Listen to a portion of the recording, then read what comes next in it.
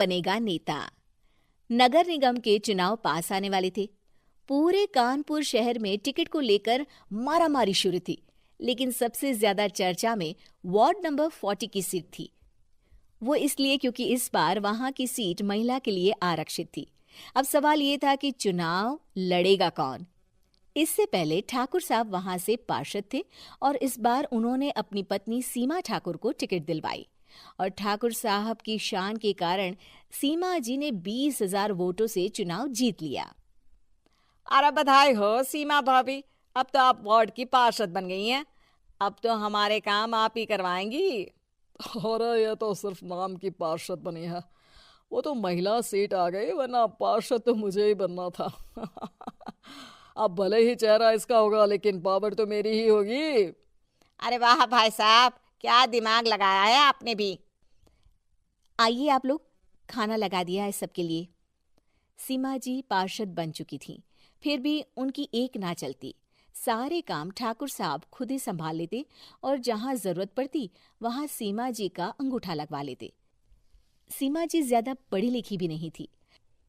एक दिन ठाकुर साहब और सीमा एक प्रोग्राम में जाते हैं। अरे ठाकुर साहब, आप आ गए। ओहो, पार्षद मैडम भी आ गई हैं। स्वागत है आप दोनों का। लगता है हमारे पार्षद फंड का सही इस्तेमाल हो रहा है। चलिए अब उद्घाटन करते हैं। ये लीजिए ठाकुर साहब कैची, आप ही सबसे पहले प्रवेश कीजिए। सब लोग आगे निकल जाते हैं और सीमा जी पार्षद होने के बावजूद भी पीछे खड़ी रह जाती हैं। वो देखती हैं कि वेलकम बोर्ड पर उनका नाम है, लेकिन महिला होने के कारण कोई उनका सम्मान नहीं कर रहा।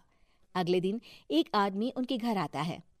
अरे ठाकुर साहब नमस्कार। कल ना हम नोटिस किए कि हमारा घर तो अवैध है और नगर निगम वाले उसे तोड़ने आ रहे हैं। अरे कुछ कीजिए ना ठाकुर साहब। देखो भाई, मैं तो ज्यादा कुछ कर नहीं सकता, पर अगर तुम सबकी जेब गर्म कर दो तो कुछ हो सकता है। कुल मिलाकर 4 लाख लगेंगे। अरे 4 लाख ठाकुर साहब? अरे भाई, मैं अपने लिए नहीं मांग रहा हूँ। दरोगा है, इंजीनियर बाबू है, बड़े साहब है, सबको देना पड़ता है ना थोड़ा थोड़ा। बोलो है मंजूर? तभी वहां अचानक सीमा जी आ जाती हैं।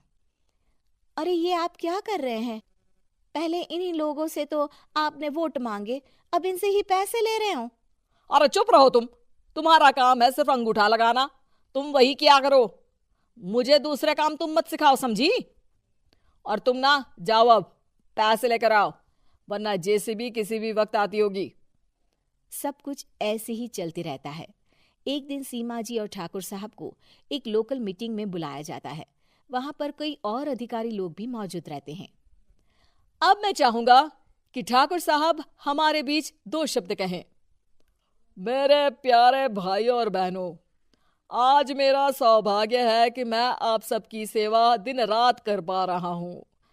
आपने मेरी पत्नी को भारी मतों से जिताया है, इसलिए मैं आप सभी का शुक्रगुजार हूँ। मैं आप सबसे वादा करता हूँ कि हमेशा की तरह हमारे वार्ड में किसी को कोई तकलीफ नहीं आने दूंगा। सभी लोग तालियां बजाने लगते हैं। अब मैं माननीय पार्षद मैडम को स्टेज पे बुलाना चाहूंगा। अपने नाम को बुलाया सुनकर सीमा जी एकदम चौंक जाती है। उन्हें बिल्कुल उम्मीद नहीं थी कि इतनी बड़ी जगह उन्हें मंच पर बुलाया जाएगा। जैसे तैसे वो मंच पर चढ़ती हैं। ऊपर जाते ही सीमा जी को सारी पुरानी बातें याद आ जाती हैं कि किस तरह उनके पति उन्हें कभी भी आगे बढ़ने नहीं देते और उनके नाम से गलत काम करते हैं। वो बोलने लगती हैं। मैं आपके वार्ड की पार्षद सीमा हूँ। आप में से बहुत कम लोग ही मुझे जानते होंगे, क्योंकि इससे पहले मुझे कभी ऐसा मौका ही नहीं मिला। सारे मौके मेरे पार्षद पति यानी आपके ठाकुर साहब ही लेते रहे, लेकिन आज ये मौका मुझे मिला है तो मैं इसे ऐसे ही नहीं जाने दूंगी। मैं आपको ये बताना चाहती हूँ कि आपके ठाकुर साहब मेरे नाम की आड़ में गैर कानूनी काम करते हैं, जिस पर अंगूठों के निशान मेरे होते थे। इसीलिए मैं अपनी गलती मानती हूँ और आज अपने पद से इस्तीफा देती हूँ, ताकि आगे से कोई गलत काम ना हो पाए। अब फैसला आप सबके हाथ में है कि आप हमें क्या सजा देना चाहते हैं। सीमा जी की बातें सुनकर ठाकुर साहब के चेहरे का रंग उड़ जाता है।